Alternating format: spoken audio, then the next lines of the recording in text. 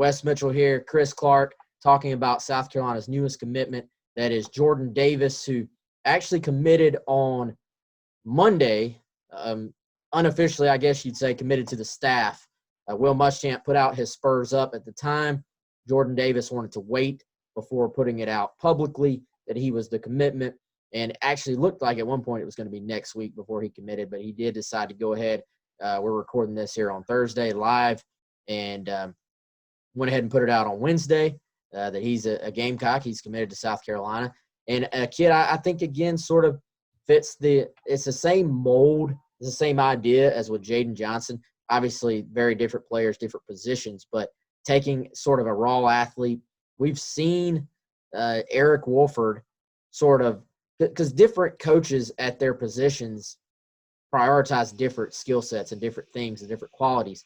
We've seen Eric Wolford say, I want to take a guy who's maybe a little bit more raw, not quite as developed, needs some more seasoning, but is super athletic, maybe over the guy who's not quite as athletic, but is a little bit further along, I think, as a player at that given time. Because you can't have both. If you have both, then that's like a five-star guy. If they're super athletic, already developed, they're just made to play, that's a five-star. So if you're not going to get that guy, then I think you have to go out and sort of choose one or the other, and this is sort of the way South Carolina has gone with it. But, Chris, I think Jordan Davis, actually, there are some similarities to the situation with Jordan Rhodes from the same school, who is, of course, a redshirt junior that started, I think it was 10 games for South Carolina last year. So this is a big athletic. You see him right here moving in space. I mean, a guy that big, just very light on his feet. And but I do think there's a lot of similarities here with Jordan Rhodes.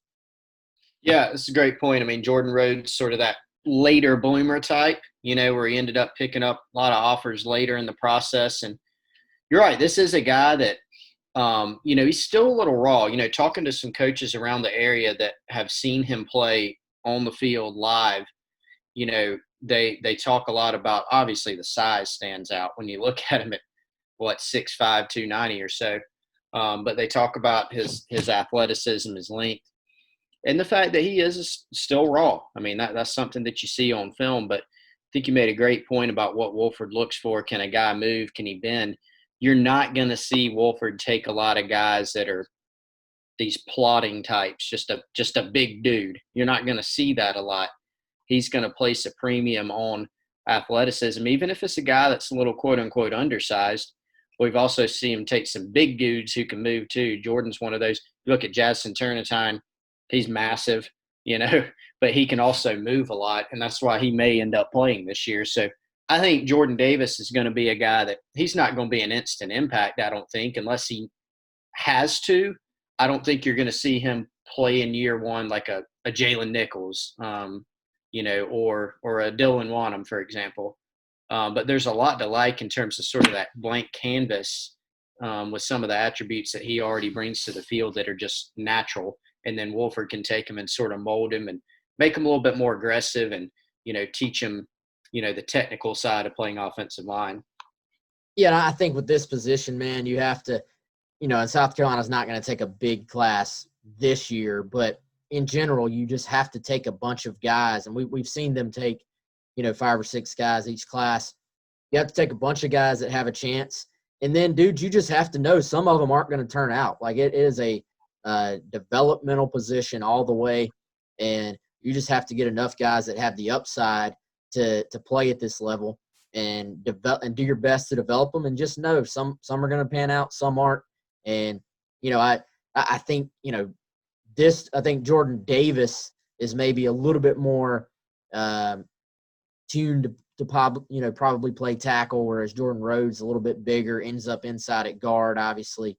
But yeah, I mean, the kid, and you look, he's another example, hasn't really visited many places. He visited Georgia Tech. They offered after seeing him in person. South Carolina got some fresh film on him recently and decided to offer. And then, this thing happened very quickly because South Carolina got the new film. They offered him on Monday. He commits to the staff that day. and then he goes public, on Wednesday, a couple of days later. So this one happened very quick, and I think you just look the long arms, the frame.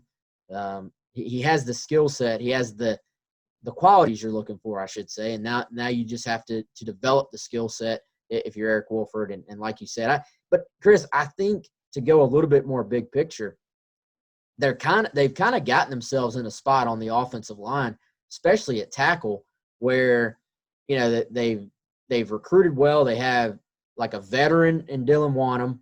They have a JUCO who's come in, and Muschamp has said in some of these radio interviews that Jazz would be your starting left tackle if they started the season today. Then you've got Jalen Nichols, Ja'Kai Moore, I think are the future of that position at tackle. So really, I think they've put themselves in a spot to take some guys like this and let them develop and not be, unless you have some crazy run of injuries, not sort of be forced to throw them, throw them to the wolves, so to speak.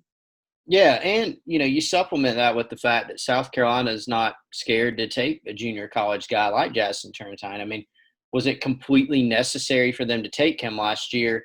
From a roster standpoint, maybe not, because aside from Wanham, like you said, you've got a Ja'Kai Moore and a Jalen Nichols on the roster, maybe another guy or two that you feel okay about playing at tackle, but you take good players. And so, you're able to take him. Now you got probably 4 guys, that you feel good about at tackle. You're not in a bad situation if you have an injury, and you can play some of those other guys that are a little bit younger, with Jazz being a junior, the other 2 being sophomores, and continue to bring them along in your program to where they're ready to step in the following year and be the full-time guys, assuming that's how it all plays out. But yeah, I think what you hit on in terms of just feeling good about the roster, a lot of people said, well, gosh, aren't you supposed to take 4 to 5 offensive linemen every year? And in a general sense, that's a good idea because it is so developmental and it's a little bit more of a crapshoot.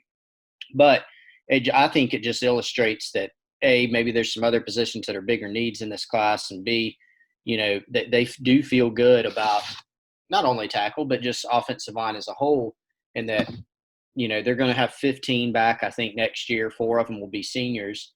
In addition to that, guys like Jackson Turrentine and Dylan Wanham, for example, Eric Douglas being another one. And so you feel good about the numbers and you feel good about the talent. I think they feel like they've hit on a lot of the young guys that they brought into the program. They still feel pretty good about.